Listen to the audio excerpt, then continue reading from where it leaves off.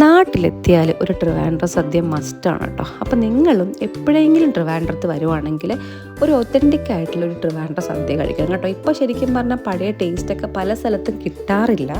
പക്ഷേ ഈ പണ്ടത്തെ പാചകക്കാരൊക്കെ ഉണ്ടാക്കുമ്പോൾ ഉണ്ടല്ലോ അടിപൊളി ടേസ്റ്റാണ് കേട്ടോ. അപ്പോൾ ഈ സദ്യ എന്ന് പറയുന്നത് നമ്മുടെ കല്യാണത്തിലെ സദ്യയാണേ. അപ്പോൾ ഇതിന് നിങ്ങൾ കണ്ടല്ലോ, ഇതിനൊരു രീതിയുണ്ട്. കറി ആണെങ്കിലും ഒക്കെ ഒരു പ്രത്യേക ഓർഡറിലാണ് എല്ലാം. അപ്പോൾ ആദ്യം നമ്മൾ ചോറിടും, പിന്നെ പരിപ്പ്, പിന്നെ അതിൻ്റെ ഒപ്പം നെയ്യ് ഇല്ലെങ്കിൽ നിങ്ങൾ എന്തായാലും ചോദിച്ച് വാങ്ങിക്കണം കേട്ടോ. അപ്പോൾ അതിൻ്റെ ഒപ്പം കുറച്ച് പപ്പടവും. അപ്പോൾ ഞാൻ നോർമലി കുറച്ച് അച്ചാറും കൂടെ ആഡ് ചെയ്തിട്ടാണ് എൻ്റെ ആദ്യത്തെ ഉരുള എന്ന് പറയുന്നത് കേട്ടോ. അപ്പോൾ അത് നമ്മൾക്ക് കഴിക്കുമ്പോൾ കിട്ടുന്നൊരു സന്തോഷമാണ്. നമ്മുടെ സദ്യ എങ്ങനെ ഉണ്ടെന്നുള്ളൊരു ഫുൾ പ്രഡിക്ഷൻ നമുക്ക് മനസ്സിലാവും.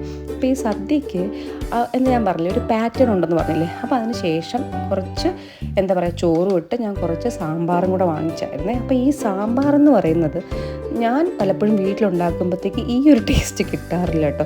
ഇവിടുത്തെ എന്താ പറയുക കല്യാണ സദ്യകളിലും അമ്പലങ്ങളിലും ഒക്കെ ഇതേ ടേസ്റ്റ് കേട്ടോ. നല്ല ടേസ്റ്റാണ്, ഒരു പ്രത്യേക ടേസ്റ്റാണ്. ചോറിൻ്റെ കൂടെയും എന്താ പറയുക പപ്പടമൊക്കെ ചേർത്ത് കഴിക്കാൻ അടിപൊളിയാണ്. അതിന് ശേഷം നമുക്ക് പ്രഥമനാണ് കേട്ടോ, അടപ്രഥമനാണ്. അപ്പോൾ അതിൻ്റെ ഒപ്പം കുറച്ച് പഴവും വേണമെങ്കിൽ കുറച്ച് പപ്പടമൊക്കെ ചേർത്ത് കഴിക്കാം കേട്ടോ. അപ്പം നിങ്ങൾ കേട്ടിട്ടില്ലേ കൊല്ലത്ത് പപ്പടം കിട്ടാത്തതിന് അടി, സ്വാഭാവികമായിട്ട് അടി ഉണ്ടാക്കി പോകും. കാരണം എന്താണെന്നറിയോ, ഇതുമായിട്ട് കോമ്പിനേഷൻ എന്ന് പറയുന്നത് അടിപൊളി ടേസ്റ്റാണ് കേട്ടോ.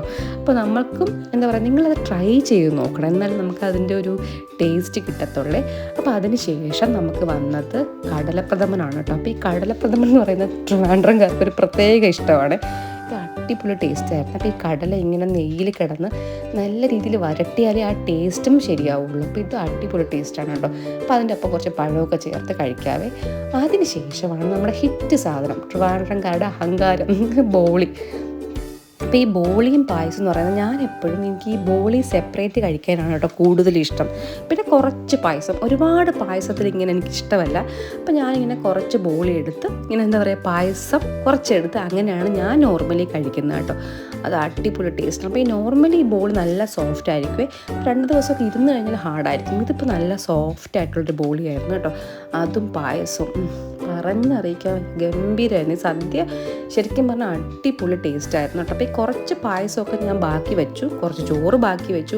നോർമൽ ട്രിവാൻഡ്രം സദ്യ എന്ന് പറഞ്ഞാൽ ഇച്ചിരി ഫാസ്റ്റാണ് കേട്ടോ. പെട്ടെന്ന് തൊട്ട് നമ്മൾ കഴിക്കണം, അതിനുള്ളൊരു സ്കില്ല് നമുക്ക് ഉണ്ടാക്കിയെടുക്കണം. പക്ഷേ എനിക്ക് ആ സ്കില്ലില്ല. പക്ഷേ ഈ സദ്യ വളരെ സ്ലോയിലായിരുന്നു കേട്ടോ. അപ്പോൾ ഇത്രയും മധുരമൊക്കെ കഴിച്ച് കഴിയുമ്പോൾ സ്വാഭാവികമായിട്ട് നമുക്കൊരു എരിവ് കഴിക്കാനുള്ള ടെൻഡൻസി എനിക്ക് വന്നായിരുന്നു കേട്ടോ. അപ്പോൾ ഞാൻ എന്തെന്ന് വെച്ചാൽ കുറച്ച് ചോറും, അപ്പോൾ ഇനി നമുക്ക് വരുന്നത് പുളിശ്ശേരിയാണ്. അപ്പോൾ അതിന് വേണ്ടിയിട്ട് ഞാൻ കുറച്ച് ചോറ് ബാക്കി വെച്ചിട്ടുണ്ടായിരുന്നു. അപ്പോൾ കുറച്ച് ചോറ് എടുത്തിട്ട് അതിൽ കുറച്ച് പുളിശ്ശേരിയൊക്കെ ആയിട്ടാണ് അടുത്തത് കഴിച്ചായിട്ട്. അപ്പോൾ കുറച്ച് പുളിശ്ശേരി, അപ്പോൾ എപ്പോഴും ഈ മോര് എന്നൊക്കെ പറയുന്നത് നമുക്കൊരു ഡൈജഷനും കുറച്ചുകൂടി ഈസ് ആക്കുമല്ലോ. അപ്പോൾ അങ്ങനെ കുറച്ച് എന്താ പറയുക കറി എനിക്ക് കുറച്ച് ബാക്കി ഉണ്ടായിരുന്നു. അപ്പോൾ ആ കറിയും കുറച്ച് പുളിശ്ശേരിയൊക്കെ ആയിട്ട് അതും എന്താ പറയുക നല്ല രീതിയിൽ കഴിച്ചോട്ടോ. അടിപൊളി ടേസ്റ്റാണ്. അപ്പോൾ ഈ പുളിശ്ശേരിയൊക്കെ ശരിക്കും പറഞ്ഞാൽ കല്യാണ സദ്യക്ക് വേറൊരു ടേസ്റ്റാണ് കേട്ടോ. അപ്പം നോർമലി ഞാൻ മാക്സിമം കഴിക്കാൻ നോക്കും, പക്ഷേ വളരെ കുറച്ചാണ് ബാക്കി വന്നത് കേട്ടോ. അപ്പോൾ ഈ പുളിശ്ശേരി കഴിച്ചു. ഇനി നമുക്ക് രസമുണ്ട്, പിന്നെ മോരുണ്ട്. അപ്പം ഞാൻ രസം കയ്യിലും മോര് ഗ്ലാസ്സിലുമാണ് കേട്ടോ മേടിച്ചത്. അപ്പോൾ ഇത് രണ്ടും നിങ്ങൾ മസ്റ്റായിട്ടും കഴിക്കണം, കാരണം ഇതൊക്കെ ഡൈജഷനെ സഹായിക്കുന്ന ഒന്നാണ്. അപ്പം ഇതിൻ്റെ ഇല കണ്ടോ നിങ്ങൾ, എല്ലാം ക്ലീനാണ്. എൻ്റെത് കുറേ ബാക്കി വന്നു, പക്ഷേ ഒരുപാടല്ല, കുറച്ച്. അപ്പോൾ അത്രയേ ഉള്ളൂ. മനസ്സ് നിറഞ്ഞ ഒരു സദ്യയായിരുന്നു കേട്ടോ.